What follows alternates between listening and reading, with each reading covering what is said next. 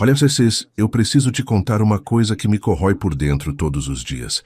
Uma coisa que me envergonha tanto que às vezes eu acordo no meio da noite suando frio, lembrando do que eu fiz, do que eu disse, do monstro que eu fui. Você já fez algo na sua vida que gostaria de poder voltar no tempo e desfazer? Algo tão cruel, tão desumano, que você mal consegue acreditar que foi você mesmo que fez? Porque eu fiz. E hoje eu vou te contar tudo. Era uma sexta-feira à noite.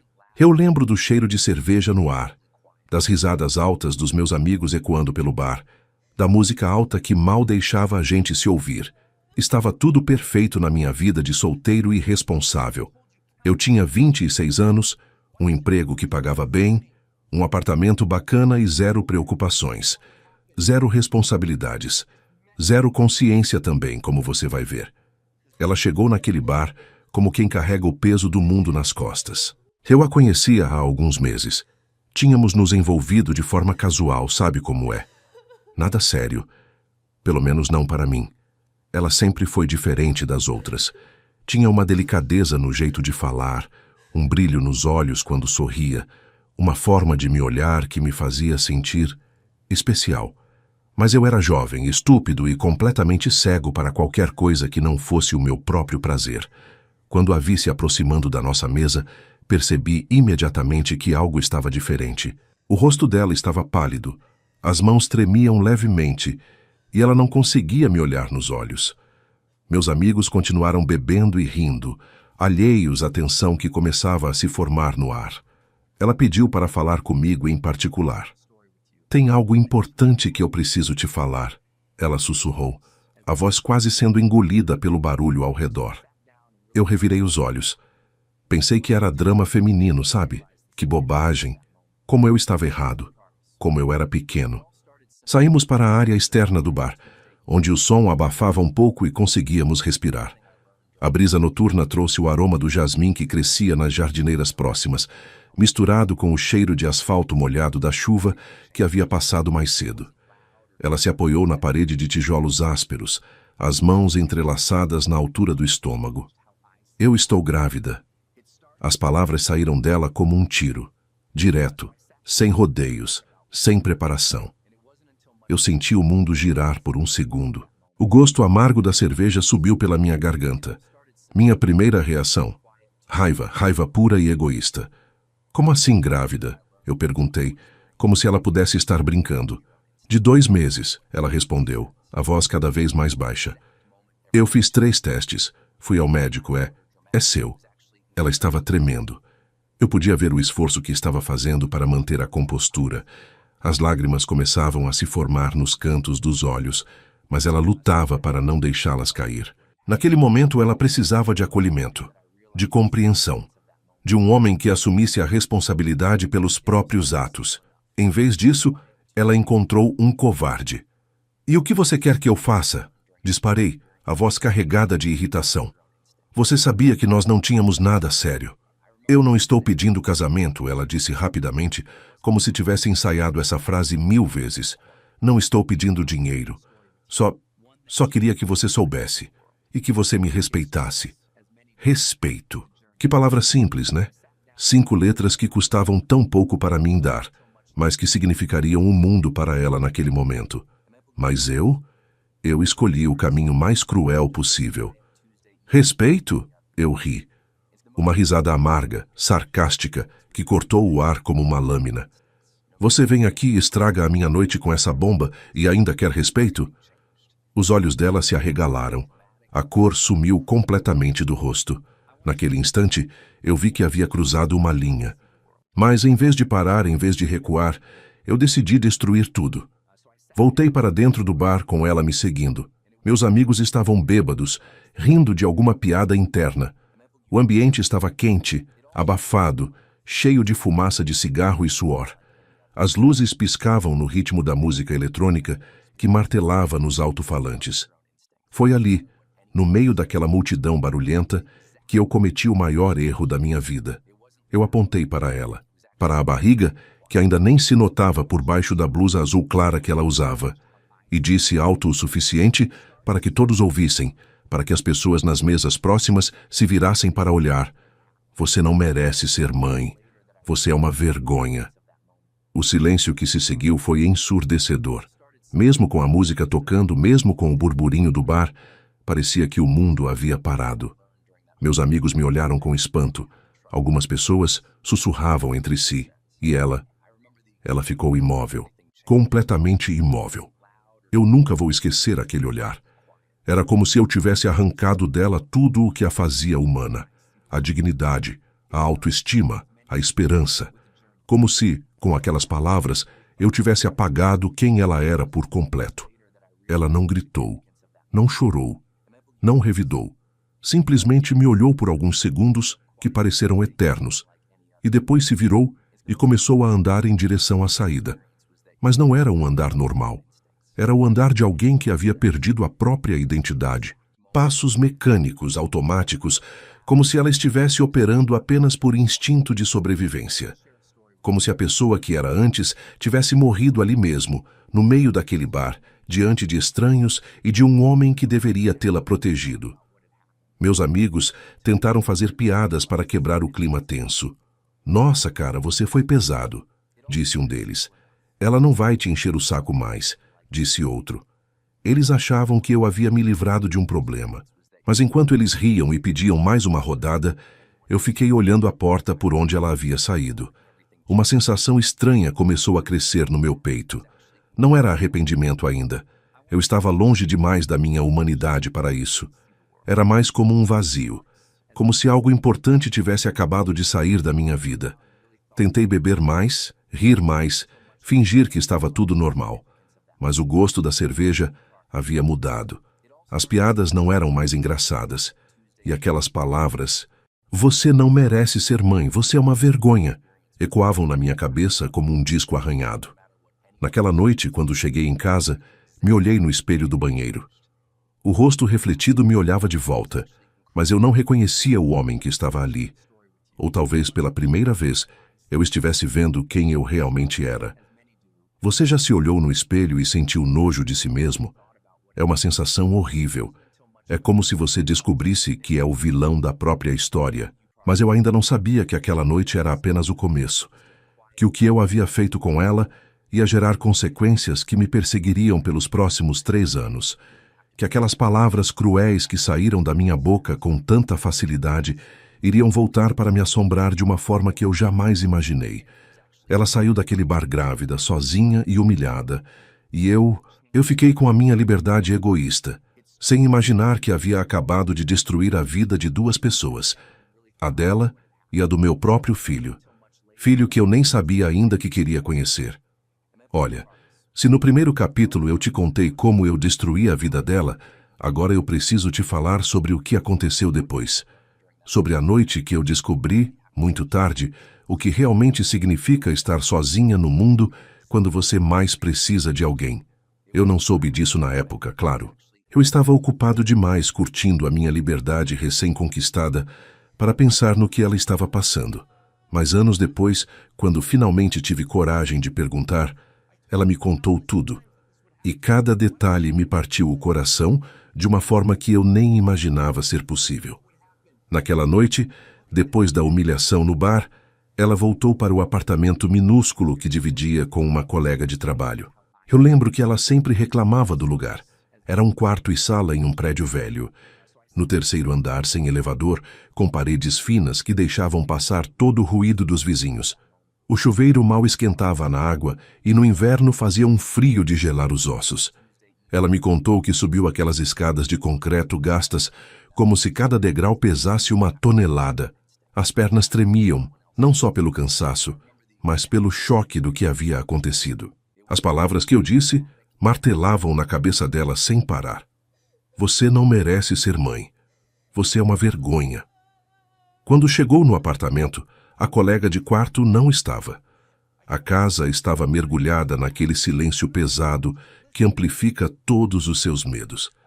Ela se sentou na beirada da cama de solteiro que mal cabia no quartinho, e foi só então que começou a chorar. Você já chorou daquele jeito que sai do fundo da alma, que não é só lágrima, mas um desespero tão profundo que parece que vai te engolir? Foi assim que ela chorou naquela noite. Soluços que saíam das entranhas, que faziam o corpo inteiro tremer. Ela olhou ao redor daquele quarto apertado e se deu conta da realidade. Estava completamente sozinha. Não tinha família para recorrer. Os pais haviam morrido em um acidente de carro quando ela tinha 19 anos, e desde então ela se virava sozinha. Tinha alguns amigos, mas nada muito próximo. E agora, grávida de 2 meses, com um salário que mal pagava as contas básicas, se via diante do maior desafio da vida sem nenhum apoio. Foi nesse momento que ela abriu a gaveta da mesinha de cabeceira e tirou um bloco de notas. Suas mãos tremiam tanto que mal conseguia segurar a caneta. Ela me contou que ficou ali parada por quase 1 hora, olhando para a página em branco, reunindo coragem para escrever o que estava pensando. Eu não consigo fazer isso sozinha, ela começou a escrever. Não tenho dinheiro suficiente, não tenho ninguém. E talvez ele esteja certo. Talvez eu realmente não mereça ser mãe. As lágrimas pingavam no papel, borrando a tinta. Ela continuou escrevendo, derramando na página toda a dor, todo o medo, toda a sensação de inadequação que eu havia plantado nela com as minhas palavras cruéis. Se eu fosse embora agora, ninguém sentiria falta. O bebê nem vai ter chance de sofrer por ter uma mãe que não presta. Talvez seja melhor assim. Quando ela me contou isso, anos depois, eu senti um frio na espinha que nunca mais esqueci. Perceber que as minhas palavras tinham levado ela a considerar isso foi como levar um soco no estômago.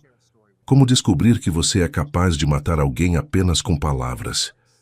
Ela havia terminado de escrever a carta quando aconteceu algo que mudou tudo. O bebê se mexeu. Era a primeira vez. Uma sensação sutil, como um peixinho nadando na barriga. Ela me descreveu como uma bolinha de ar se movendo por dentro, delicada e ao mesmo tempo poderosa. Real. Muito real. Naquele instante, ela largou a caneta e colocou as 2 mãos na barriga. O quarto estava mergulhado em uma penumbra azulada que entrava pela janela, criando sombras dançantes nas paredes descascadas. O silêncio era total, quebrado apenas pelo som distante de carros passando na rua. "Oi", ela sussurrou para a barriga. "Você está aí." E foi como se o bebê respondesse, mexendo-se novamente. Ela me contou que naquele momento, uma onda de lucidez tomou conta dela. Se levantou da cama e foi até o espelho pequeno e embaçado que ficava pendurado na parede do quarto. Se olhou, o rosto inchado de tanto chorar, os olhos vermelhos, o cabelo despenteado, e fez uma pergunta para o próprio reflexo. Que tipo de mãe eu seria? A resposta não veio em palavras, mas em uma sensação, uma certeza que brotou do fundo do peito. Ela seria o tipo de mãe que erraria, sim, que passaria dificuldades, com certeza, que talvez não tivesse todas as respostas, mas que nunca, jamais, abandonaria seu filho. Foi então que ela se ajoelhou no chão frio do quarto, abraçou a própria barriga e fez uma promessa que ecoou pelas paredes daquele apartamento minúsculo. "Eu vou errar, mas nunca vou te abandonar. Você vai ter uma mãe que te ama mais que a própria vida.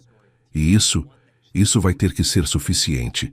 Ela me disse que ficou ali, ajoelhada no chão por muito tempo, sentindo o bebê se mexer de vez em quando, como se estivesse concordando com a promessa, como se estivesse dizendo, "Tá bom, mãe, nós conseguimos."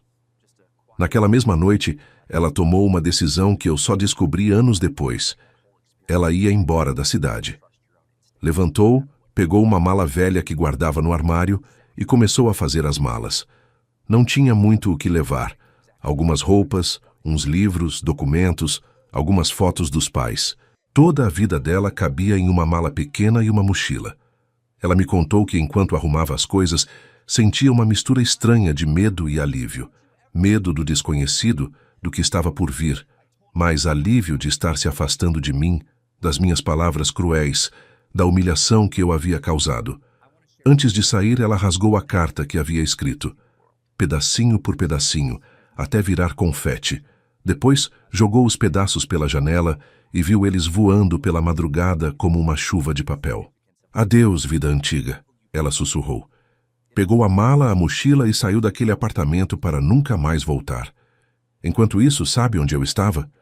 Na minha cama king size, no meu apartamento confortável, dormindo o sono tranquilo de quem achava que havia se livrado de um problema. Nem passava pela minha cabeça que ela pudesse estar considerando o que considerou. Que eu tinha chegado tão perto de destruir não uma, mas 2 vidas. Anos depois, quando ela me contou sobre aquela noite, eu chorei como uma criança. Chorei pela crueldade das minhas palavras. Chorei pela solidão que ela sentiu. Chorei por quase ter perdido os 2 seres mais importantes da minha vida antes mesmo de saber que eles eram importantes. Mas naquela época, eu era apenas um jovem egoísta que achava que o mundo girava ao meu redor, que acordou no dia seguinte, tomou café da manhã tranquilo e foi trabalhar como se nada tivesse acontecido.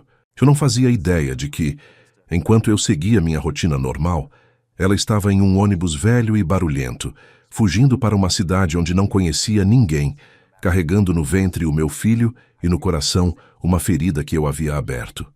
Uma ferida que levaria muito tempo para cicatrizar e que eu um dia teria que aprender a curar. Olha, eu preciso te contar algo que me corrói até hoje. Enquanto ela estava fugindo da cidade, sentindo dor, passando mal, lutando sozinha pela sobrevivência dela e do nosso filho, eu estava celebrando. Isso mesmo que você ouviu. Eu estava comemorando como se tivesse ganhado na loteria.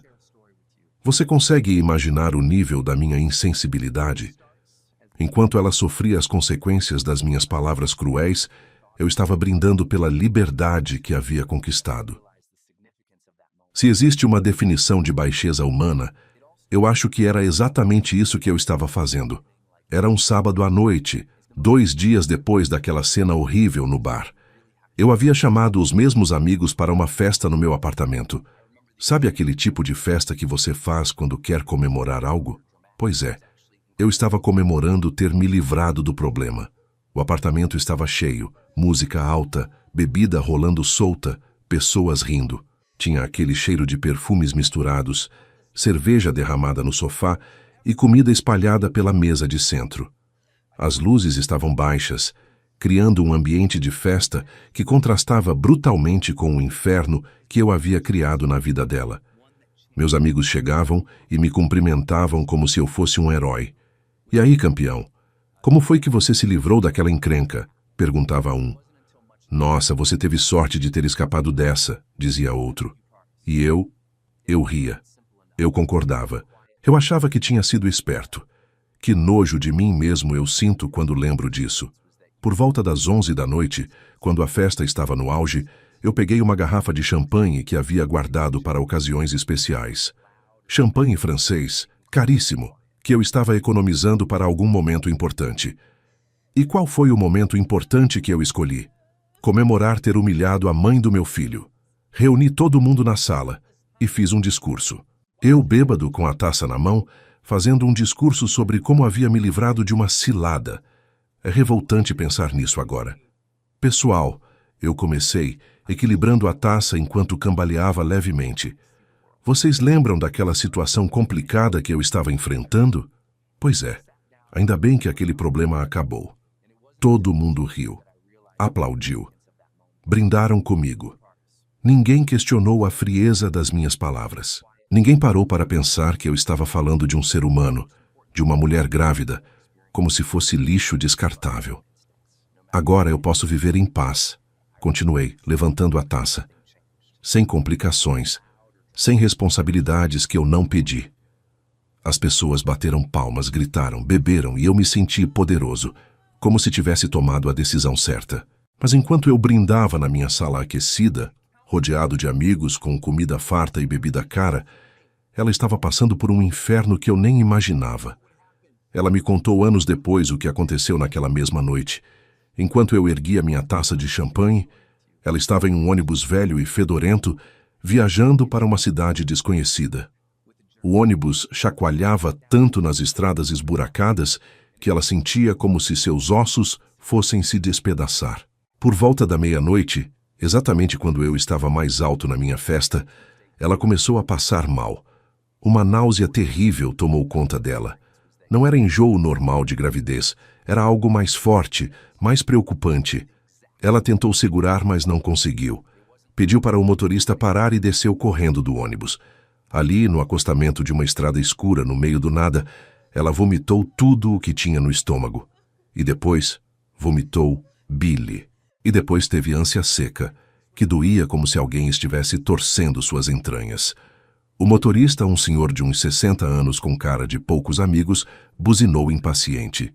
Os outros passageiros olhavam pela janela com irritação.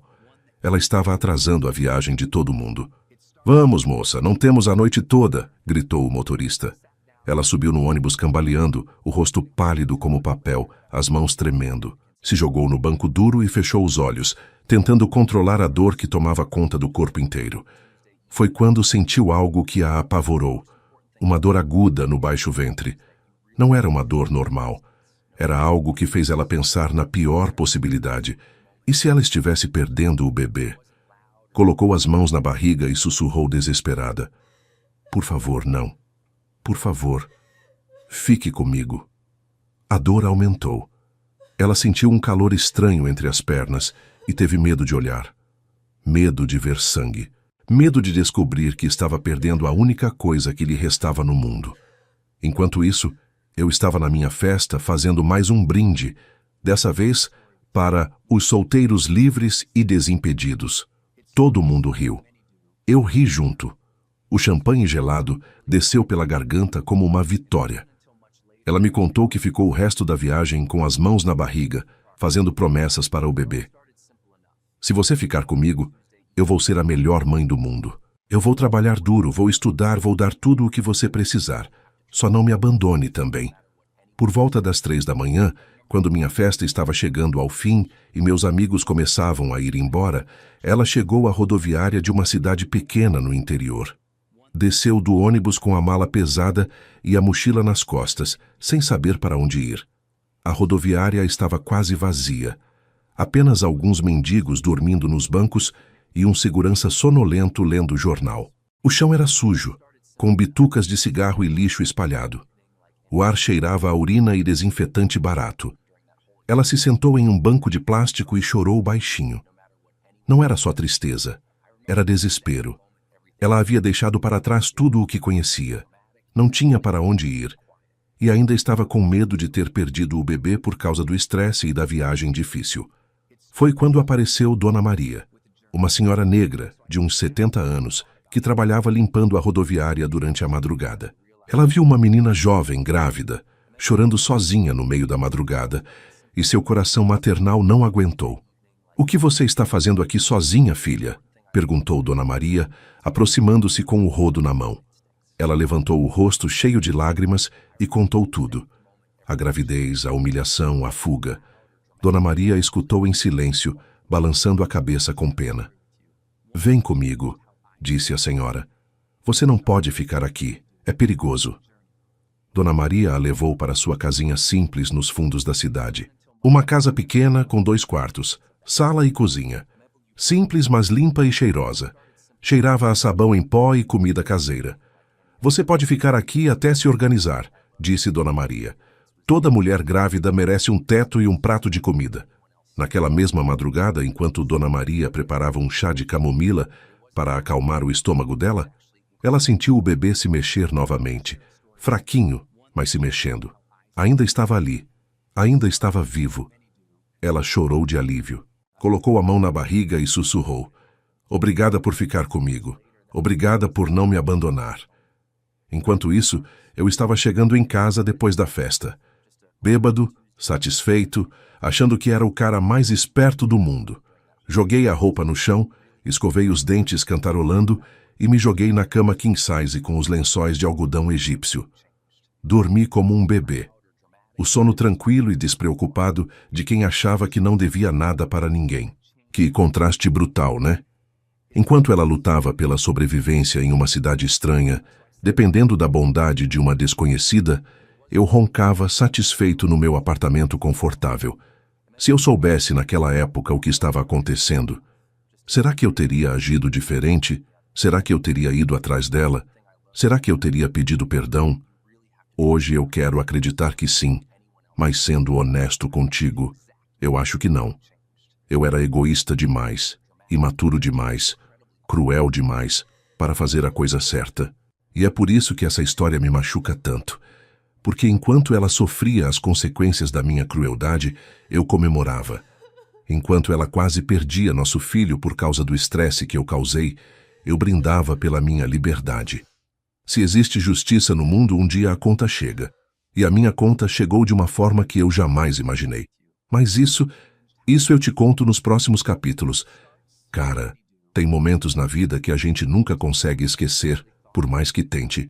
E o que eu vou te contar agora é um desses momentos que me assombra até hoje. Enquanto eu estava vivendo minha vida como se nada tivesse acontecido, ela estava passando pela experiência mais intensa e aterrorizante que uma mulher pode viver. Dar à luz sozinha, completamente sozinha. Foram 9 meses desde aquela noite no bar. 9 meses em que eu segui minha rotina normal, trabalhando, saindo com amigos, me relacionando com outras pessoas, como se ela nunca tivesse existido. Como se aquela gravidez fosse apenas um pesadelo que havia passado. Eu não sabia onde ela estava. Não sabia se estava bem. Não sabia nem se o bebê tinha sobrevivido. E o pior, eu não queria saber. Tinha apagado ela da minha mente de uma forma tão completa que às vezes chegava a esquecer que aquela situação havia acontecido. Que monstro eu era, não é? Mas naquela noite de sexta-feira, 15 de março, uma data que ficou gravada na minha memória pelos motivos errados, ela estava em trabalho de parto em uma maternidade pública de uma cidade pequena, a 400 quilômetros de distância. Ela me contou anos depois como tudo aconteceu, e cada detalhe é como uma punhalada no meu coração. As dores começaram de manhã cedo, enquanto ela trabalhava como caixa em um mercadinho local. Sim, ela havia conseguido um emprego. Dona Maria, a senhora que a acolheu na rodoviária, conhecia o dono do mercado e conseguiu um trabalho para ela. Ganhava pouco, mas dava para pagar um aluguel de um quartinho nos fundos de uma casa e comprar o básico para sobreviver. Por volta das 10 da manhã, ela estava passando as compras de uma cliente quando sentiu uma contração forte. Tão forte que teve que se apoiar no balcão para não cair. A cliente, uma mulher mais velha com cara de poucos amigos, resmungou impaciente. "Que demora é essa, menina?" Ela pediu desculpas, respirou fundo e continuou trabalhando. Mas as dores voltaram, de 15 em 15 minutos. Depois de 10 em 10. Ela sabia que estava começando. O patrão, seu Ricardo, um homem na casa dos 50, notou que ela estava pálida e suando frio. "Você não está bem, menina. É melhor ir para casa." "Não, seu Ricardo. Eu preciso trabalhar. Não posso perder o dia." Ela estava desesperada para não faltar ao trabalho. Cada real contava. Ela havia economizado centavo por centavo para comprar as coisas básicas para o bebê. Algumas fraldas, um cobertorzinho, roupinhas usadas que encontrou em brechós. Não podia se dar ao luxo de perder um dia de salário. Mas por volta do meio-dia, uma contração tão forte a atingiu que ela se dobrou de dor bem no meio do corredor de produtos de limpeza. Uma lata de detergente caiu da prateleira e fez um barulho que ecoou por todo o mercado. "Pronto, agora você vai para o hospital", disse seu Ricardo. E não aceito não como resposta. Ele mesmo a levou para a maternidade pública da cidade. Um prédio antigo, com paredes descascadas e cheiro de desinfetante que ardia no nariz. A sala de espera estava lotada de mulheres em diversos estágios de trabalho de parto. Algumas gemendo baixinho, outras conversando nervosamente com maridos e familiares. E ela estava sozinha. Quando chegou sua vez de ser atendida, a enfermeira perguntou quem era o acompanhante. "Não tem", ela respondeu baixinho. "Como assim não tem? Pai do bebê? Mãe? Irmã? Alguém?" "Não tem ninguém." A enfermeira a olhou com uma mistura de pena e irritação. Era uma mulher na casa dos 40. Já acostumada com a dureza da profissão, mas mesmo assim foi tocada pela situação. "Que idade você tem, filha?" 23. "E o pai da criança?" Ela ficou em silêncio por alguns segundos, sentindo as lágrimas queimando nos olhos. "Ele disse que eu não mereço ser mãe." A enfermeira balançou a cabeça indignada. Já tinha visto muita coisa na vida, Mas essa frieza masculina sempre a revoltava. As horas passaram. A dor aumentava. Ela foi levada para uma sala com mais 3 mulheres, todas em trabalho de parto, todas acompanhadas por alguém. Maridos segurando suas mãos, mães fazendo carinho nos cabelos, irmãs sussurrando palavras de encorajamento. E ela, na cama ao lado da janela, sozinha. Por volta das 8 da noite, a dor ficou insuportável. As contrações vinham de 2 em 2 minutos. Ela apertava os lençóis com tanta força que as articulações dos dedos ficaram brancas. Mordia os lábios para não gritar, mas os gemidos escapavam mesmo assim. Foi quando começaram as complicações. O bebê estava em uma posição difícil. O cordão umbilical estava enrolado no pescocinho. Os batimentos cardíacos começaram a diminuir. As máquinas começaram a fazer um barulho desesperador. Temos que fazer cesárea de emergência, disse o médico, um homem jovem com olheiras profundas, de quem havia trabalhado turnos duplos. Ela ficou apavorada. Cesárea significava mais risco, mais dor, mais tempo de recuperação. E ela não tinha ninguém para cuidar dela depois. Doutor, eu não posso ficar muito tempo parada. Eu preciso voltar a trabalhar. Filha, agora a preocupação é salvar você e seu bebê. Eles a levaram correndo para o centro cirúrgico. As luzes brancas e fortes a cegaram momentaneamente. O cheiro de álcool e medicamentos era nauseante. Ela foi colocada na mesa de cirurgia e uma enfermeira começou a fazer a anestesia. Relaxa, querida. Daqui a pouco você vai conhecer seu bebê. Mas ela não conseguia relaxar. Estava com medo. Medo de morrer, de deixar o bebê órfão. Medo de que algo desse errado. E principalmente estava sentindo uma solidão profunda que doía mais que qualquer dor física. Nesse momento, sabe onde eu estava? Eu estava em um happy hour com os colegas de trabalho. Era sexta-feira, e nós sempre saíamos para beber depois do expediente. Estava em um bar chique no centro da cidade, bebendo cerveja artesanal e reclamando de como a semana havia sido cansativa. Por volta das 9:30 da noite, exatamente quando ela estava sendo operada, eu estava contando uma piada para meus colegas. Todo mundo ria. Eu ria junto. O ambiente estava descontraído, cheio de gente bem vestida, som ambiente baixo, ar-condicionado gelado. Garçom, mais uma rodada! Eu gritei, levantando a garrafa vazia. Nesse exato momento, do outro lado do estado, meu filho estava nascendo. Foram 40 minutos de cirurgia, complicados, tensos.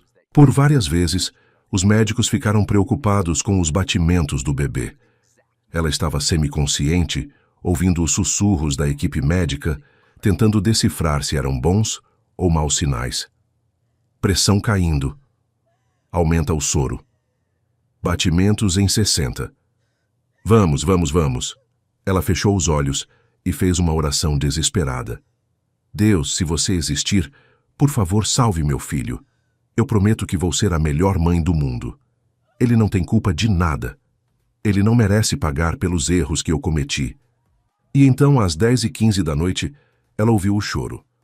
O choro mais bonito do mundo. Fraco no começo, mas depois forte, indignado, como se ele estivesse reclamando de ter demorado tanto para nascer. É um menino, anunciou o médico, e está perfeito. Ela começou a chorar.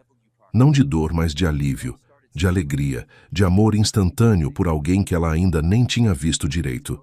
Eles limparam o bebê e o trouxeram para ela. Um serzinho vermelho, enrugadinho, com os punhos fechados e os olhos apertados. Pequeno, mas perfeito. Com um tufo de cabelo escuro e uma boquinha que parecia estar fazendo bico. Oi, meu amor, ela sussurrou, tocando delicadamente o rostinho dele. Eu sou sua mãe. O bebê parou de chorar quando ouviu a voz dela, como se reconhecesse, como se soubesse que aquela era a pessoa que havia lutado tanto para trazê-lo ao mundo. Naquele momento, sozinha naquela sala de cirurgia, segurando nosso filho pela primeira vez, ela fez uma promessa que mudou tudo. Agora somos só nós dois. Eu vou te proteger de tudo e de todos. Nunca mais você vai ficar sozinho. Nunca. Enquanto isso, eu estava pedindo a conta no bar, reclamando do preço da cerveja. Paguei, dei uma gorjeta miserável para o garçom e voltei para casa cantarolando uma música que tocava no rádio do táxi. Cheguei em casa, tomei um banho demorado, assisti um pouco de televisão e dormi como uma pedra. No dia seguinte, acordei tarde, tomei café da manhã lendo jornal e fui jogar futebol com os amigos. Uma vida normal, despreocupada, egoísta. Enquanto ela, no hospital, tentava amamentar pela primeira vez, sem nenhuma experiência, sem ninguém para ensinar, apenas seguindo o instinto e as instruções básicas da enfermagem. O bebê tinha dificuldade para pegar o peito. Ela estava com dor da cirurgia, mas insistia, tentava, chorava de frustração quando não conseguia. Até que, finalmente, ele conseguiu mamar. Pronto, ela sussurrou, sentindo uma mistura de alívio e ternura. Agora você está em casa. Casa. Era isso que ela havia se tornado para ele. A única casa que ele conheceria. 2 dias depois, ela teve alta. Saiu do hospital com nosso filho no colo, sem flores, sem balões, sem ninguém esperando do lado de fora com um carro. Pegou um ônibus, com um bebê de 2 dias no colo, sozinha. Quando penso nisso hoje, meu coração se despedaça. Enquanto eu acordava no meu apartamento confortável, sem pressa para nada, ela estava saindo de um hospital com nosso filho, enfrentando o mundo sem apoio nenhum. E sabe qual era o nome que ela deu para ele? Gabriel, anjo protetor. Porque foi isso que ele foi para ela desde o primeiro momento. Não um fardo, mas um anjo que deu sentido à vida dela. E eu nem sabia que ele existia, que ele havia nascido, que eu tinha um filho. Cara, 3 anos se passaram desde aquela noite horrível no bar. 3 anos, e eu preciso te contar como foi esse tempo para cada um de nós, porque enquanto eu estava vivendo minha vidinha superficial, ela estava construindo algo que eu jamais imaginei que fosse possível. Uma família de 2. Para mim, aqueles 3 anos foram só vida normal. Trabalho, balada, algumas namoradas que não duravam muito, viagens com os amigos, promoção no emprego, apartamento novo. Eu tinha evoluído na carreira, ganhava bem, comprado um carro importado. Era o típico solteirão de sucesso que achava que tinha tudo sob controle. Eu raramente pensava nela. Quando pensava, era como uma lembrança distante, meio nebulosa, como se fosse um filme que eu tivesse assistido há muito tempo. Às vezes, caminhando pela cidade, eu imaginava se haveria por acaso. Mas eram pensamentos passageiros, superficiais, sem peso emocional. Que idiota eu era! Porque para ela, esses 3 anos foram uma transformação completa, uma luta diária, uma reinvenção total de quem ela era como pessoa. Ela me contou tudo anos depois, quando finalmente conversamos de verdade. E cada detalhe é uma lição de força que eu jamais vou esquecer. Nos primeiros meses depois que Gabriel nasceu, ela mal dormia. Não por opção, mas porque não podia. Ele acordava de 2 em 2 horas para mamar.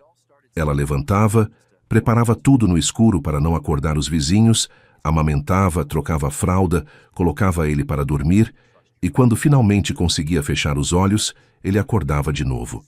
E ela fazia tudo isso sozinha. Sozinha. Você consegue imaginar como é cansativo cuidar de um recém-nascido com ajuda? Agora imagina fazer isso completamente sozinha, sabendo que se você adoecer, se você não aguentar, não tem ninguém para assumir. Ninguém para dividir o peso. Mas o que mais me impressiona na história dela é que ela nunca desistiu. Nem uma única vez. Aos poucos, ela foi criando uma rotina. Acordava às 5 da manhã, dava banho no Gabriel, amamentava, deixava ele com Dona Maria, que se tornou uma espécie de avó para ele, e ia trabalhar no mercadinho. Trabalhava das 7 às 5 da tarde, com apenas 1 hora de almoço. Sabe o que ela fazia na hora do almoço? Não almoçava. Corria para casa, amamentava o Gabriel, trocava a fralda, fazia carinho nele por 15 minutos e voltava correndo para o trabalho. E no final do dia, quando chegava em casa exausta, começava a segunda jornada. Dar banho no bebê, alimentar, brincar, colocar para dormir. Depois lavava as roupinhas dele, organizava a casa, preparava as coisas para o dia seguinte. Ela dormia quando sobrava tempo, que era pouco, muito pouco. Quando o Gabriel completou 6 meses, Ela tomou uma decisão que mudou tudo. Ia estudar à noite. Isso mesmo. Além de trabalhar o dia inteiro e cuidar de um bebê sozinha, ela decidiu terminar a faculdade que havia abandonado. Eu preciso dar um futuro melhor para ele, ela me explicou anos depois. Não posso ficar para sempre ganhando o salário mínimo. Ele merece mais. Então, ela se matriculou no curso de pedagogia de uma faculdade local. As aulas eram das 7 às 10 da noite. Dona Maria ficava com Gabriel. Ela saía correndo do trabalho, amamentava ele rapidamente e corria para a faculdade. Voltava para casa às 10:30 da noite, morta de cansaço, mas ainda tinha que estudar, porque não bastava só assistir às aulas. Tinha que fazer trabalhos, provas, estágios. Ela estudava depois da meia-noite quando Gabriel finalmente dormia profundamente. Sentada na mesinha pequena do quartinho que alugava, com apenas uma luminária iluminando os livros, tomando café para não dormir.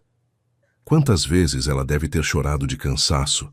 Quantas vezes deve ter pensado em desistir? Mas ela não desistiu. Sabe por que eu sei disso tudo com tantos detalhes? Porque anos depois, quando nos reencontramos, ela me mostrou um diário que escrevia para o Gabriel.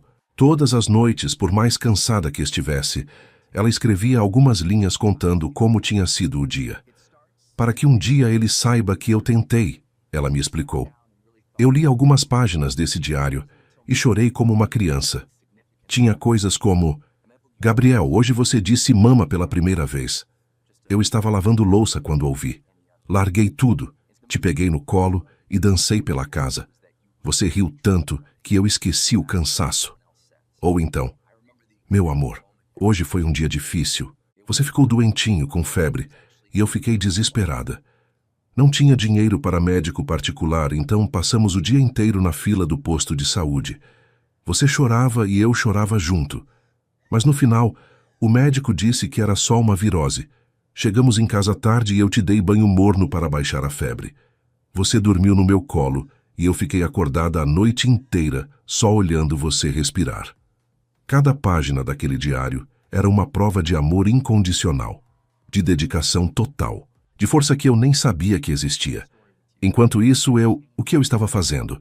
Reclamando que o ar-condicionado do escritório estava muito forte, me estressando porque o trânsito estava pesado, ficando irritado quando o restaurante demorava para entregar meu prato. Problemas de rico. Problemas de quem nunca teve que lutar de verdade por nada. Quando Gabriel fez 2 anos, aconteceu algo que quase destruiu tudo. Ela estava no último ano da faculdade, trabalhando duro para conseguir se formar quando Gabriel ficou doente. Sério. Pneumonia. Ele teve que ficar internado por 1 semana.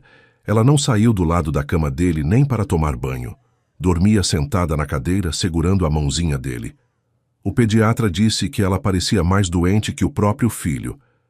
Você precisa descansar, dizia a enfermeira. Eu descanso quando ele melhorar, ela respondia.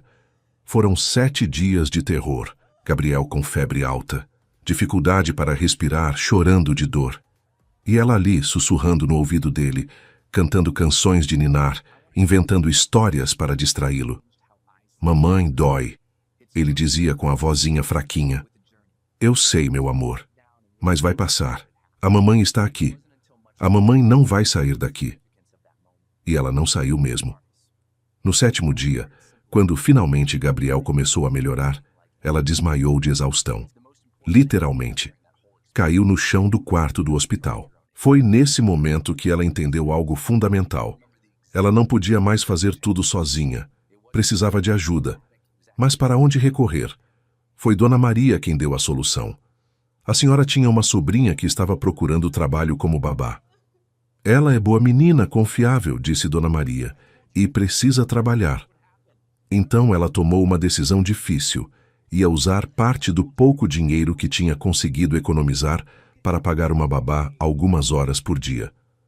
Não é luxo, ela se convenceu. É necessidade. A partir daí as coisas melhoraram um pouco. Ela conseguia estudar com mais tranquilidade. Gabriel estava bem cuidado. E ela finalmente conseguia dormir algumas horas seguidas. Foi também nessa época que Gabriel começou a fazer perguntas que partiam o coração dela. Mamãe, por que eu não tenho papai? A primeira vez que ele perguntou isso, ela ficou sem chão. Como explicar para uma criança de 2 anos que o pai dele a rejeitou? Que disse que ela não merecia ser mãe? Ela se ajoelhou na altura dele, olhou nos olhinhos curiosos e disse: Você tem alguém que te ama mais que o mundo inteiro. Quem? Eu. Gabriel ficou pensativo por alguns segundos, como fazem as crianças quando estão processando informações importantes. E isso basta? Ela sentiu o coração apertar. Basta? Claro que não bastava. Uma criança precisa de referências, de figuras paternas, de uma família completa. Mas era o que ela tinha para oferecer. Para mim basta, ela respondeu, abraçando ele forte. E sabe o que Gabriel fez? Ele disse: Para mim também basta, mamãe. Quando ela me contou essa conversa anos depois, eu chorei tanto que ela teve que parar de falar e me trouxeram um copo de água. Chorei porque percebi que eu tinha perdido 3 anos da vida do meu filho. 3 anos de momentos únicos.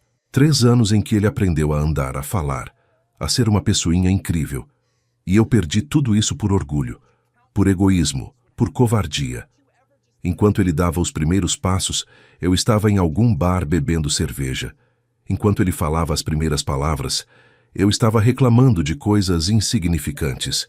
Enquanto ele perguntava sobre o pai, eu estava vivendo como se ele não existisse. No final daqueles 3 anos, ela havia se formado em pedagogia. Conseguiu um emprego melhor como professora em uma escola municipal. O salário era pequeno, mas era um começo. E Gabriel havia se tornado um menino lindo, esperto, carinhoso, um menino que chamava ela de mamãe e papai, porque, para ele, ela era tudo. E eu continuava sendo nada na vida deles, até o dia em que tudo mudou, o dia em que eu os vi.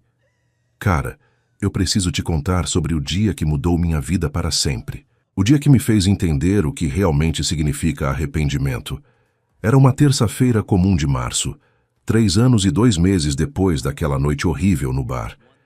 Eu lembro de cada detalhe desse dia, porque foi quando meu mundo desabou e se reconstruiu ao mesmo tempo. Eu estava no Hospital São Lucas por causa da minha mãe. Ela havia tido uma queda em casa e quebrado o pulso. Nada muito grave, mas precisava fazer alguns exames e consultar com o ortopedista. Eu era o filho único e tinha que acompanhá-la.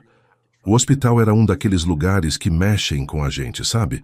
Cheiro de desinfetante, corredores longos com piso frio, pessoas andando apressadas com jalecos brancos, o som constante de equipamentos médicos ecoando pelas paredes.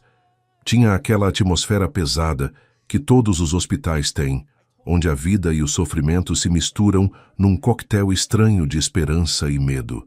Minha mãe tinha acabado de sair da consulta e íamos embora quando eu percebi que havia esquecido o celular na sala de espera.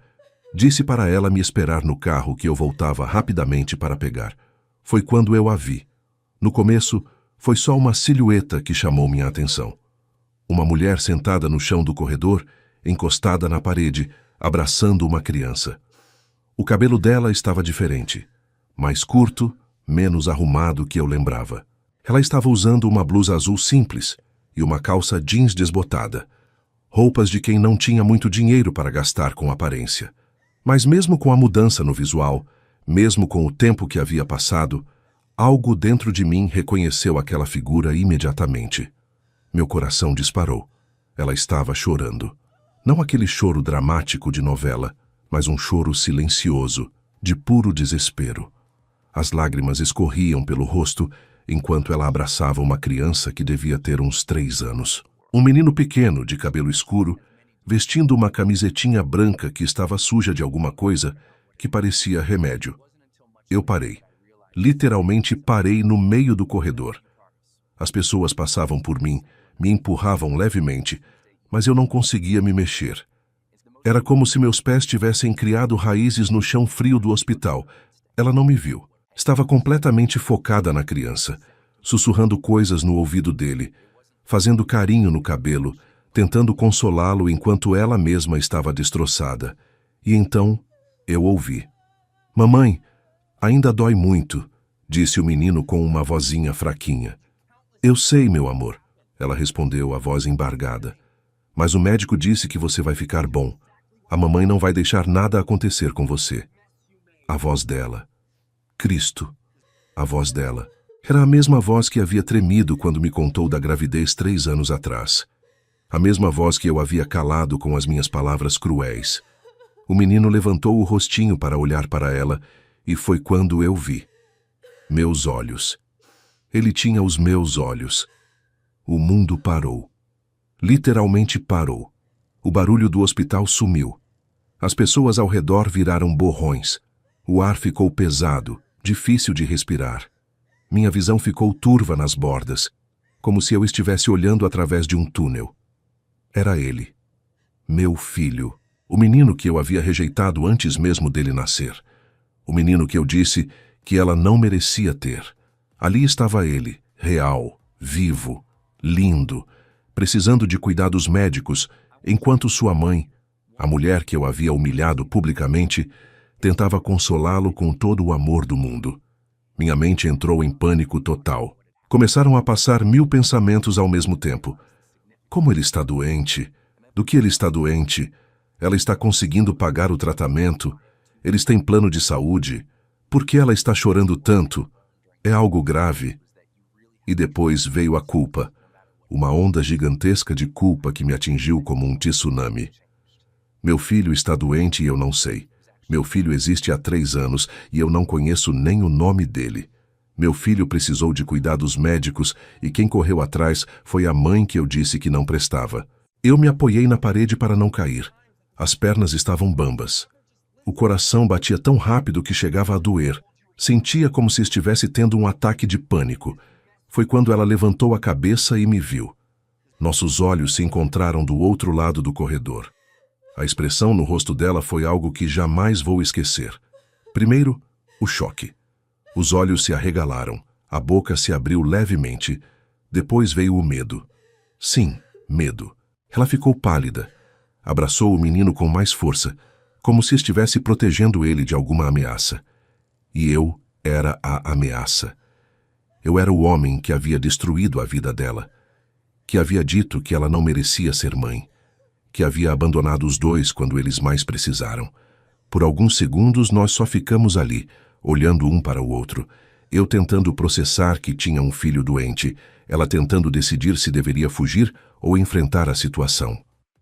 O menino percebeu a tensão da mãe e olhou na minha direção. Aqueles olhos, meus olhos, me estudaram com curiosidade infantil. Ele não sabia quem eu era, claro. Para ele, eu era só um estranho no corredor do hospital. Mas para mim, ele era tudo o que eu não sabia que estava perdendo. Comecei a caminhar na direção deles. Passos lentos, inseguros. Sentia como se estivesse caminhando em direção ao meu próprio julgamento. Quanto mais perto chegava, mais detalhes eu via. O rosto do menino era uma mistura perfeita de nós dois. Tinha meus olhos e meu formato de rosto, mas o nariz e a boca eram dela. O cabelo era mais escuro que o meu, mas com o mesmo redemoinho teimoso que eu tinha quando era criança. Ele estava claramente doente.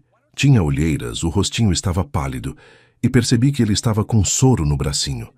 Havia um curativo pequeno onde a agulha estava conectada. "Oi", eu disse quando cheguei perto deles. Minha voz saiu mais rouca que eu esperava. Como se eu não tivesse usado ela há anos. Ela não respondeu. Apenas me olhou ainda abraçando o menino. Os olhos dela estavam vermelhos de tanto chorar, mas agora havia uma firmeza ali. Uma força que eu não lembrava de ter visto antes. "Como você está?", perguntei. Que pergunta idiota, né? Como ela estava? Estava no hospital com o filho doente, sozinha, claramente passando por dificuldades financeiras, enfrentando uma situação difícil sem nenhum apoio. E eu perguntava como ela estava. "O que você quer?", ela respondeu finalmente. A voz estava diferente, mais madura, mais firme. Não era mais a voz trêmula e insegura de 3 anos atrás. Era a voz de uma mulher que havia aprendido a se virar sozinha. Comecei, mas não sabia o que dizer. "Eu estava aqui com minha mãe e te vi." Direto ao ponto, sem rodeios, sem dar abertura para eu enrolar. Olhei para o menino, que estava me observando com aquela curiosidade natural das crianças. Ele não estava com medo de mim. apenas curioso para saber quem era aquele homem que havia feito sua mãe ficar tensa. Ele é... Comecei a pergunta, mas não consegui terminar. Ele é meu, ela respondeu rapidamente. Só meu. A firmeza na voz dela foi como uma bofetada. Ela estava deixando claro que eu não tinha direito nenhum sobre aquela criança, que eu havia perdido qualquer chance de ser pai no momento em que a humilhei publicamente. Como ele se chama? Perguntei. Ela hesitou por alguns segundos. Podia ver o conflito interno acontecendo. Parte dela não queria me dar nem essa informação básica, mas outra parte, talvez a parte que ainda tinha um resquício de educação, respondeu: Gabriel. Gabriel. Anjo protetor. É um nome bonito, eu disse. Obrigada, ela respondeu secamente. O silêncio que se seguiu foi desconfortável. Eu queria perguntar 1000 coisas. Queria saber se ele estava bem, do que ele estava doente, se eles precisavam de ajuda. Queria me desculpar por tudo que havia acontecido. Queria explicar que eu era jovem e estúpido, que eu não sabia o que estava fazendo. Mas antes que eu pudesse falar qualquer coisa, Gabriel falou: Mamãe, quem é ele? A pergunta saiu com aquela inocência pura das crianças. Ele não tinha malícia, não estava tentando criar problema. Apenas queria entender quem era aquele homem estranho que estava fazendo sua mãe ficar tensa. Ela olhou para mim, depois para ele, e eu vi a luta interna acontecendo novamente. O que ela deveria responder? A verdade? Uma mentira? Como explicar para uma criança de 3 anos uma situação tão complexa? É uma pessoa que a mamãe conheceu há muito tempo, ela disse finalmente. É amigo da mamãe? Ela demorou para responder. Olhou para mim com uma expressão que eu não conseguia decifrar. Havia dor ali, mas também algo que poderia ser pena. Não, ela disse baixinho. Não é amigo da mamãe. A resposta me atingiu como um soco no estômago. Não que eu esperasse que ela me chamasse de amigo depois de tudo que eu havia feito, mas ouvir aquilo na frente do meu filho me fez entender o tamanho do estrago que eu havia causado. Nesse momento, uma enfermeira se aproximou. Senhora, já pode levar o Gabriel. O pediatra liberou vocês para irem para casa. Aqui está a receita dos remédios. Ela se levantou imediatamente, pegou Gabriel no colo e estendeu a mão para pegar a receita. Vi que ela olhou o papel rapidamente e sua expressão ficou preocupada. Eram remédios caros. Mesmo sem ver a receita, eu soube pelo jeito que ela olhou. Obrigada, ela disse para a enfermeira. Depois olhou para mim uma última vez. Tchau, ela disse simplesmente, e começou a se afastar. Eu deveria ter deixado ela ir. Deveria ter respeitado a decisão dela de me manter fora da vida deles. Mas algo dentro de mim não deixou. Espera, eu disse alcançando eles. Ela parou, mas não se virou. Se vocês precisarem de alguma coisa... Nós não precisamos, ela disse ainda de costas para mim. Pelo menos deixa eu... Agora ela se virou, e o olhar que me deu foi gelado. Deixar você o quê? Ajudar? Onde você estava quando eu precisava de ajuda 3 anos atrás? Onde você estava quando eu passei fome para conseguir comprar fraldas para ele? Onde você estava quando eu tive que trabalhar grávida de 8 meses porque não tinha ninguém para me sustentar? Onde você estava quando ele nasceu e eu estava sozinha na maternidade? Cada palavra era uma punhalada. Cada pergunta era uma acusação justa que eu não tinha como contestar. Você estava vivendo sua vida como se nós não existíssemos, ela completou. E agora, 3 anos depois, você aparece aqui por acaso e quer ajudar? Ela estava certa, completamente certa. Nós não precisamos de você, ela disse firmemente. Nós nos viramos bem até agora sozinhos. E com isso ela se afastou definitivamente. Eu fiquei ali parado, vendo ela sair do hospital com meu filho no colo. Gabriel olhou por cima do ombro dela e acenou para mim com aquela inocência das crianças que não entende complicações de adulto. Eu acenei de volta, sentindo as lágrimas queimarem nos olhos. Quando eles desapareceram pela porta do hospital, eu desabei. Literalmente desabei ali mesmo, no meio do corredor. Tinha acabado de conhecer meu filho. E tinha acabado de perder ele novamente. Cara, depois daquele encontro no hospital, eu entrei em um estado que eu nem sei como descrever. Era como se eu tivesse acordado de um coma de 3 anos e descoberto que perdi tudo o que realmente importava na vida. Durante dias, eu não consegui pensar em outra coisa. A imagem do Gabriel doentinho, da receita cara na mão dela, do jeito que ela me olhou com tanto desprezo justificado. Tudo isso martelava na minha cabeça sem parar. Passei uma semana inteira sem conseguir trabalhar direito. Meus colegas perguntavam se eu estava bem. Minha mãe ligava preocupada porque eu tinha saído do hospital naquele dia, parecendo um zumbi. Mas como explicar que eu havia descoberto que tinha um filho e que era o pior pai do mundo sem nem ter tentado ser pai? Foi uma semana de muita pesquisa também. Eu contratei um detetive particular, sim, eu sei como isso soa terrível, para descobrir onde eles moravam. Não para perseguir ou incomodar, mas porque eu precisava saber se eles estavam bem. Se tinham o básico, se Gabriel estava sendo cuidado adequadamente. O relatório que recebi me destruiu ainda mais. Eles moravam em uma casinha pequena nos fundos de um lote, em um bairro simples. Ela trabalhava como professora em uma escola municipal, ganhava pouco mais de 2 salários mínimos. Gabriel frequentava uma creche pública. Eles não tinham plano de saúde. Não tinham carro.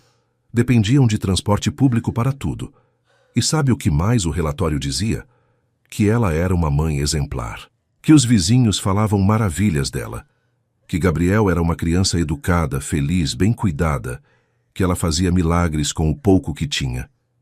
Isso me fez sentir ainda pior. Porque enquanto eu morava em um apartamento de 2 quartos na zona nobre da cidade, dirigia um carro importado e gastava em um jantar o que ela ganhava em uma semana, meu filho estava crescendo em condições simples demais. Não que houvesse algo errado com a vida que eles levavam. Pelo contrário.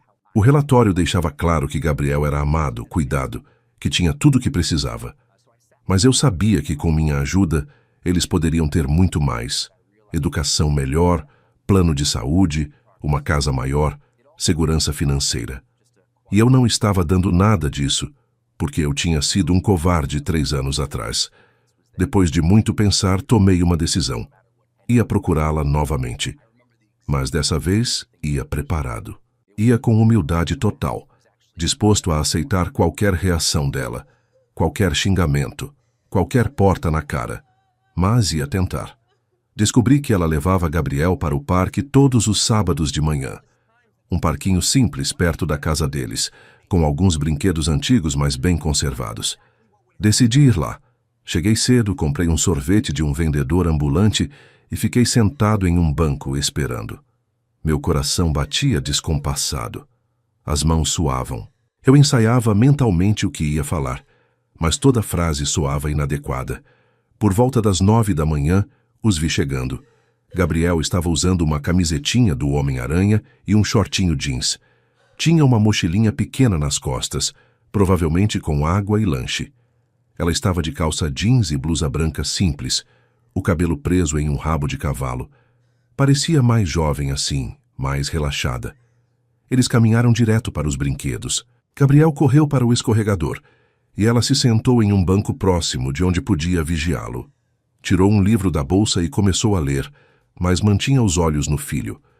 Respirei fundo e me aproximei. "Posso sentar?" perguntei, apontando para o espaço ao lado dela no banco. Ela levantou a cabeça do livro e me viu. A expressão imediatamente mudou. Ficou tensa, fechou o livro e olhou para Gabriel como se estivesse calculando se deveria pegar ele e ir embora. "Por favor", eu disse. "Só quero conversar 5 minutos." Ela hesitou, olhou novamente para Gabriel, que estava feliz escorregando e nem havia notado minha presença, e fez um sinal com a cabeça. 5 minutos, ela disse. Sentei ao lado dela, mantendo uma distância respeitosa. Por alguns segundos ficamos em silêncio, só observando Gabriel brincar. Ele ria alto cada vez que descia pelo escorregador, um riso puro e contagiante. "Ele é lindo", eu disse. "Obrigada", ela respondeu secamente. "Está bem de saúde?" Depois daquele dia no hospital, estava com pneumonia, já está curado. Pneumonia.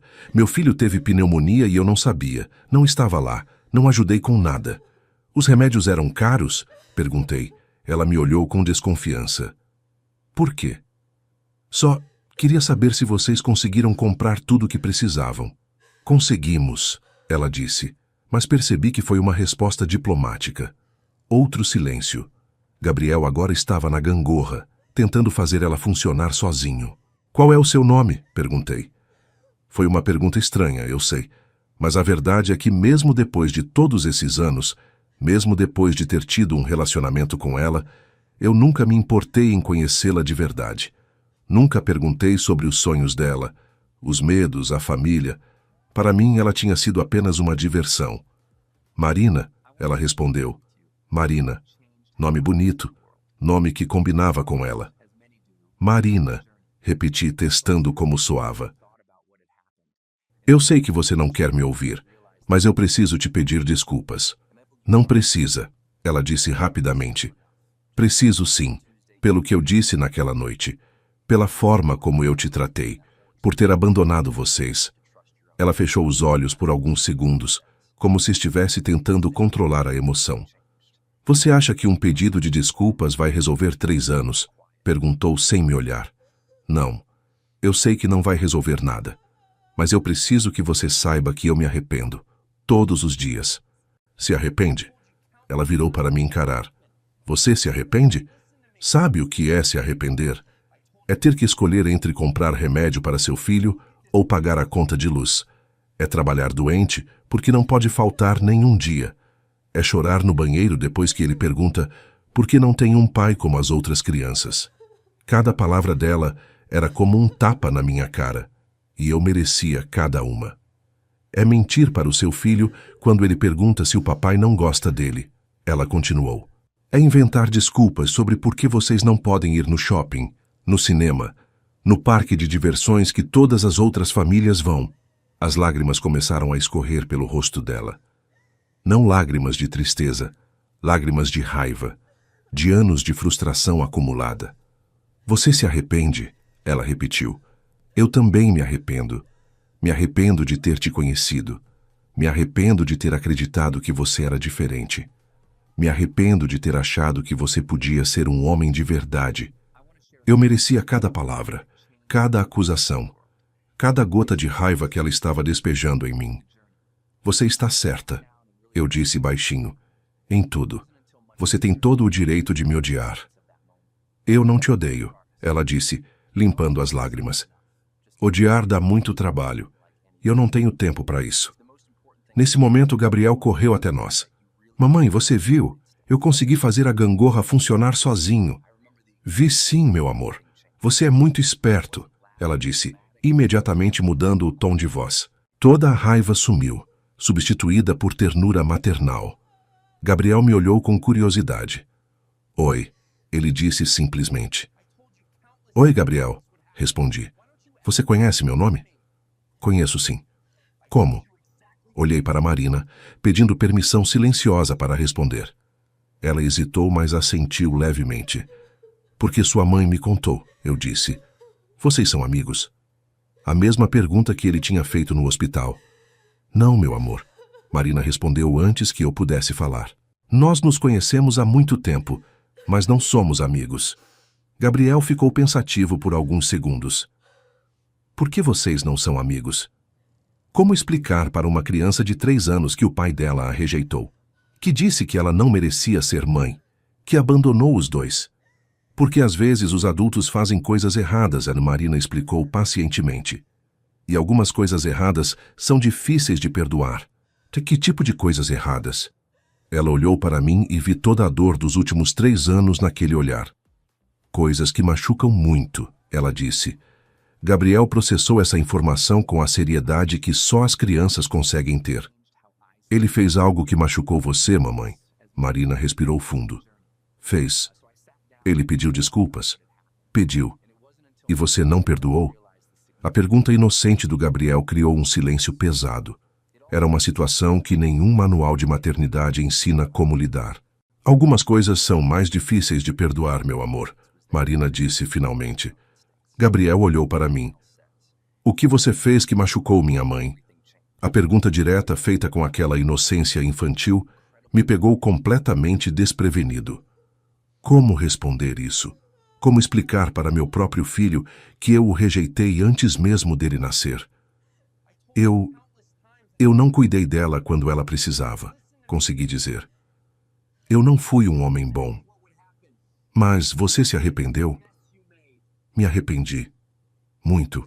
Então você é um homem bom agora? A pergunta me deixou sem resposta. Era. Eu era um homem bom agora? Ou continuava sendo o mesmo egoísta de 3 anos atrás, só que agora com remorso? Eu estou tentando ser, respondi honestamente. Gabriel ficou me estudando por alguns segundos, com aquela intensidade que só as crianças têm. Depois, se virou para Marina. Mamãe, se ele está tentando ser um homem bom agora, talvez você possa tentar perdoar? A sabedoria das crianças às vezes é assustadora. Ali estava meu filho de 3 anos, dando uma lição de maturidade emocional que nenhum de nós adultos estava conseguindo ter. Marina olhou para ele, depois para mim, e pela primeira vez desde o hospital, não havia raiva pura no olhar dela. Havia cansaço, tristeza, mas também algo que talvez fosse uma abertura mínima. Gabriel, ela disse suavemente, algumas coisas levam tempo para curar, como quando você se machuca e precisa esperar o dodói sarar. Quanto tempo? Eu não sei, meu amor. Gabriel assentiu como se entendesse perfeitamente. Tá bom, mas enquanto isso ele pode ficar aqui conosco? Marina me olhou e eu vi o conflito interno acontecendo novamente. Só hoje, ela disse finalmente. Só enquanto você brinca. E assim, pela primeira vez na vida, eu passei uma manhã com meu filho. Brincamos no escorregador. Eu empurrei ele na gangorra. Ensinei ele a jogar bola. Ele me contou sobre os amigos da escola, sobre a professora que ele gostava, sobre o cachorro da vizinha que sempre latia quando ele passava. E Marina. Marina observava tudo de longe, com uma expressão que eu não conseguia decifrar. Não era felicidade, mas também não era mais aquela raiva.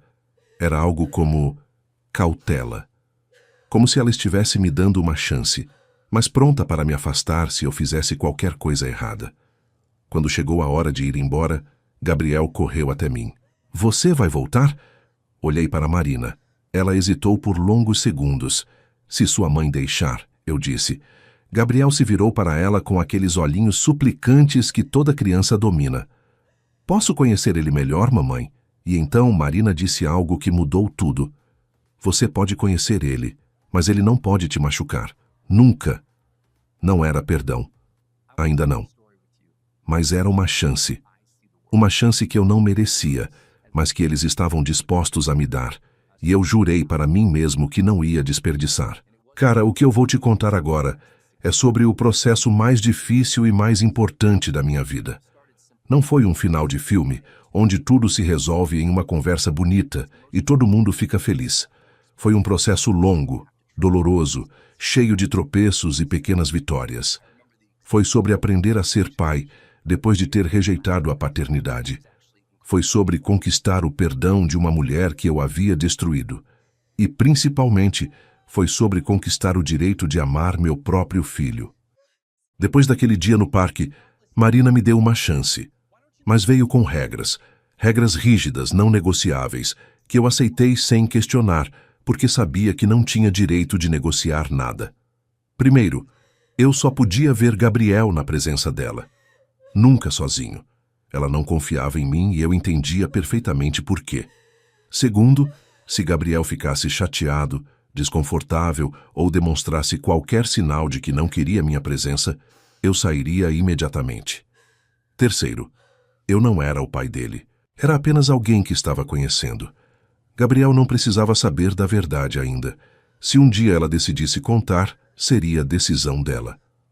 Quarto, qualquer tentativa de impor autoridade, dar ordens ou agir como se eu tivesse direitos sobre ele resultaria no fim imediato de qualquer contato.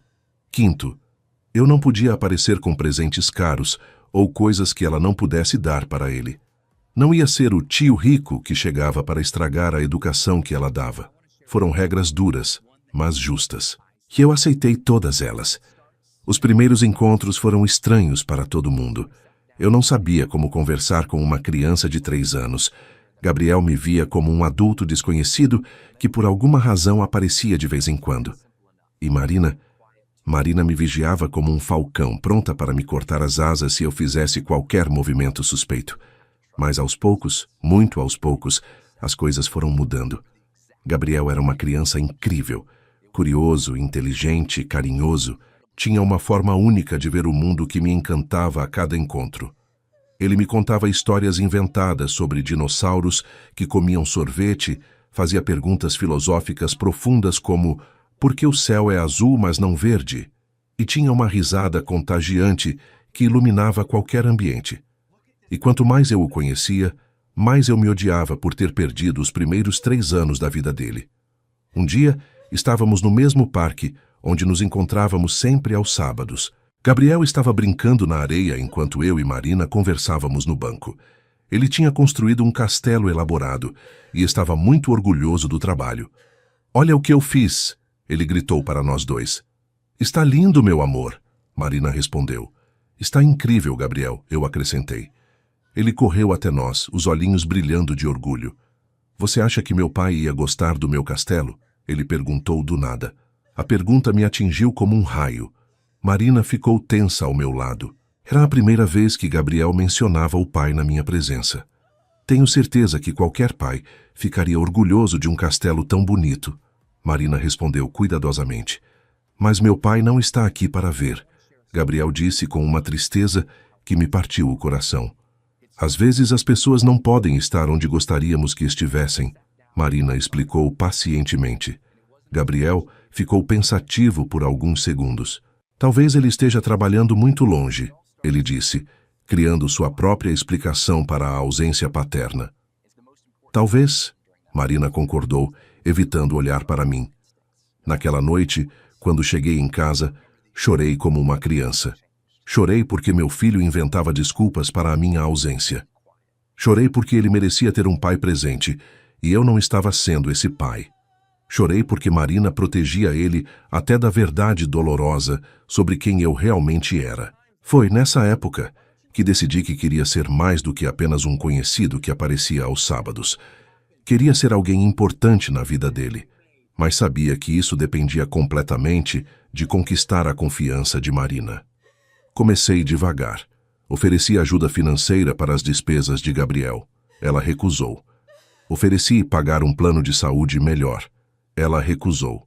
Ofereci ajudar com qualquer coisa que eles precisassem. Ela sempre recusava. "Eu não quero o seu dinheiro", ela me disse certa vez. "Se você quer ajudar de verdade, seja presente, seja consistente, seja alguém em quem Gabriel pode confiar." Então foi isso que eu tentei fazer. Consistência. Todo sábado de manhã eu estava no parque, chovesse ou fizesse sol. Mesmo quando estava doente, mesmo quando tinha compromissos de trabalho, mesmo quando minha vida social interferia. Gabriel era a prioridade. Comecei a prestar atenção nos detalhes. Percebi que ele adorava livros de histórias. Então comecei a levar livros simples para lermos juntos no parque. Percebi que ele ficava fascinado com aviões que passavam no céu. Então aprendi sobre aviões para poder conversar com ele sobre o assunto. Mas o mais importante, comecei a realmente escutá-lo. Não apenas ouvir o que ele falava, mas prestar atenção de verdade. As preocupações dele, as alegrias, aos medos. E descobri que ser pai não era sobre dar coisas ou impor autoridade. Era sobre estar presente, genuinamente presente. Depois de 2 meses de encontros semanais, Marina me surpreendeu. "Gabriel quer saber se você pode ir na apresentação da escola dele", ela disse. Meu coração disparou. "Ele pediu isso?" "Pediu. Disse que tem um amigo novo e queria que esse amigo visse ele cantando. Amigo novo." Era assim que Gabriel me via. Não como pai, mas como amigo. E sabe de uma coisa? Naquele momento, isso era suficiente para mim. A apresentação foi em uma quinta-feira à tarde. Era uma festa junina da escola, com as crianças vestidas de caipirinha cantando músicas tradicionais. Gabriel estava no meio do coral, usando uma camisa xadrez e um chapéu de palha, cantando Pula a Fogueira com entusiasmo total. Quando ele me viu na plateia, acenou discretamente e sorriu. Um sorriso que iluminou meu mundo inteiro. Depois da apresentação, ele correu até onde eu e Marina estávamos. Vocês viram? Eu cantei sem esquecer nenhuma palavra. Você foi perfeito, Marina disse abraçando ele. Foi incrível, Gabriel. Você canta muito bem, eu acrescentei. Obrigado por ter vindo, ele disse para mim, e depois sussurrou. Os outros pais vieram também, então agora eu também tenho alguém que veio para me ver. Essa frase me destruiu e me curou ao mesmo tempo. Gabriel não me via como pai, mas me via como alguém que se importava o suficiente para estar presente nos momentos importantes dele. Nos meses seguintes, nossa rotina se expandiu. Além dos sábados no parque, eu ia às vezes buscar Gabriel na escola quando Marina estava em reunião de pais ou tinha algum compromisso extra de trabalho. Sempre com a permissão dela, sempre seguindo as regras estabelecidas. Gabriel começou a falar de mim para os amigos da escola. Meu amigo que trabalha com computadores. Era como ele me apresentava para quem perguntava. Ainda não era meu pai, mas também não era mais um estranho. Um dia, algo mudou na forma como Marina me olhava. Gabriel tinha ficado doente. Apenas uma gripe forte, nada grave. Mas Marina estava claramente exausta. Tinha passado a noite em claro cuidando dele. Ainda tinha que trabalhar. E estava no limite. Ofereci ajuda. Deixa eu ficar com ele hoje. Você vai trabalhar e eu cuido dele aqui em casa. Esperava que ela recusasse, como sempre fazia. Mas dessa vez ela hesitou. Você sabe cuidar de criança doente? Não sei, admiti honestamente. Mas posso aprender. Posso ligar para você a qualquer hora se precisar de ajuda. Ela olhou para Gabriel, que estava deitado no sofá, assistindo desenho, claramente abatido pela gripe. Gabriel, ela chamou. Você quer que o tio fique aqui com você hoje enquanto a mamãe trabalha?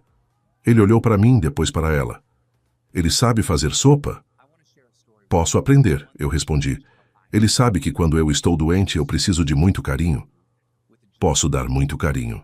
Gabriel sorriu fracamente. Então tá bom. Marina me deu instruções detalhadas. Que remédio dar e a que horas. Como preparar a sopa que ele gostava. O que fazer se a febre subisse. Que desenho colocar se ele ficasse entediado. Qualquer coisa você me liga, ela disse antes de sair. Qualquer coisa, prometi. Foram 10 horas intensas. Gabriel estava manhoso, como ficam as crianças doentes. Queria colo constantemente, chorou algumas vezes sem motivo aparente, recusou comida. Em alguns momentos pensei que não ia conseguir. Mas consegui. Dei os remédios no horário certo.